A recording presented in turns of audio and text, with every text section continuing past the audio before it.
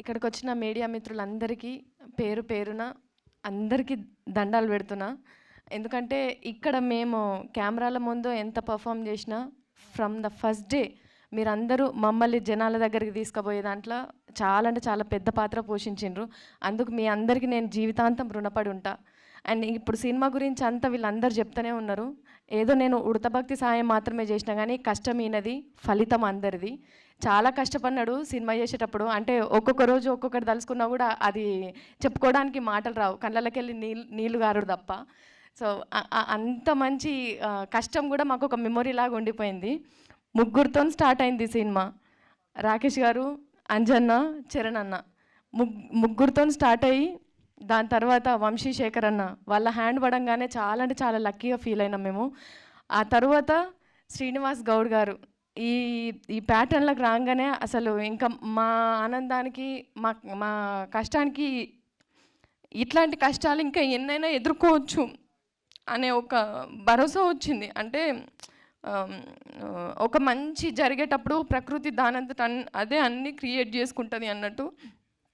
ఈ cinema start చేసిన దగ్గర నుంచి చరణ్ అన్న అప్రోచ్ అయిన విధానం కావచ్చు, అంజీ అన్న దగ్గరకు వచ్చిన విధానం కావచ్చు, వంశీ శేఖర్ అన్న వాళ్ళు వచ్చిన విధానం కావచ్చు, సినిమా రిలీజ్ డేట్ ఫిక్స్ చేసుకున్నాం రిలీజ్ అవుతుందో కాదో అని చెప్పి డైలమాలో ఉన్నప్పుడు శ్రీనివాస్ గౌడ్ గారు ఒక దేవుళ్ళలాగా వచ్చి మేము రిలీజ్ చేస్తాము అని చెప్పి హామీ ఇచ్చిన విధానం కావచ్చు, మాకు చాలా అంటే చాలా ఇంకా అంటే మేము ఫ్యూచర్లో ఇంకా సినిమాలు చేస్తాం కావచ్చు, ఇంకా కష్టపడతాం కావచ్చు, కానీ ఈ సినిమా ఇచ్చినంత మెమొరీ కానీ, ఈ సినిమా ఇచ్చినంత రిలేషన్స్ కానీ, అంటే ఇవన్నీ మేము జీవితాంతం కాపాడుకుంటే మాకు అదే పెద్ద కోట్ల ఆస్తి అనుకుంటా.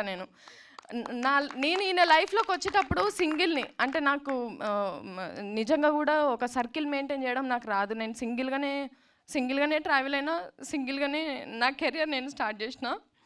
ఈయన లైఫ్లోకి వచ్చిన తర్వాత ఈయన ఏదైతే క్రియేట్ చేసుకున్నాడో ఒక ఆర లైఫ్ లాంగ్ నేను ఈయనకు తోడుండి కాపాడుకుంటే అదే నాకు బిగ్ అచీవ్మెంట్ అనుకుంటా నేను. అందుకే ఈయనతో చాలాసార్లు చెప్తాను, నాకు ఇది సంపాదించుకోవాలి, అది చేసుకోవాలి, నేను ఇట్లా బతకాలనేది నాకేం లేదండి.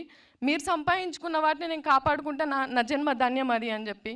సో నిజంగా ఇంతమంది ఉండి ఏ సినిమా చేసినా, మీరు ఎక్కడ అడుగు పెట్టినా, మీరు ఎవరు చేయి పట్టుకున్నా వాళ్ళు నిజంగా ఒక ఫెవికల్ లెక్క మీతోని అతికిపోయి ఉంటారు.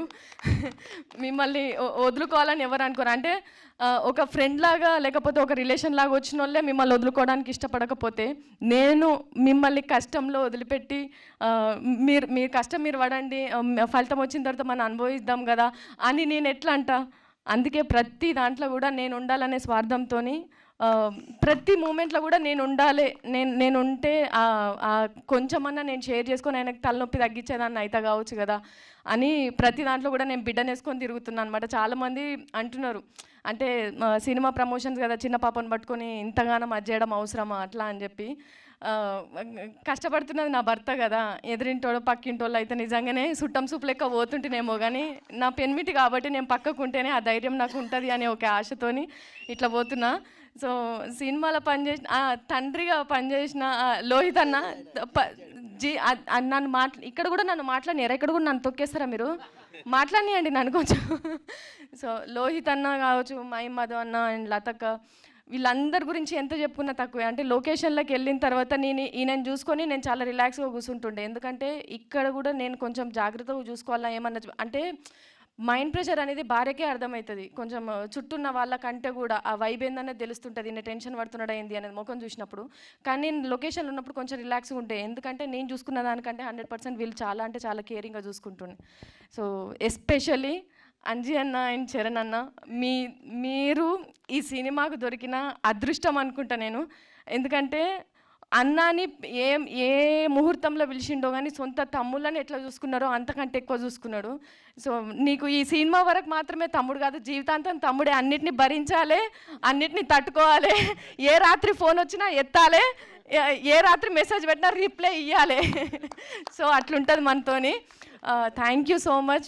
మళ్ళీ ఒకసారి నేను అంటే పేరున అందరు చెప్పిండ్రు కదా, మళ్ళీ నేను చెప్తే ఇప్పటికే లేట్ అయిపోయిందని చెప్పేసి మా ఆయన పక్కకుండి చేతులు కాళ్ళు కళ్ళు పిసుకుతుంటారు. So thank you so much అందరికీ. సార్ ఒక్క 5 minutes.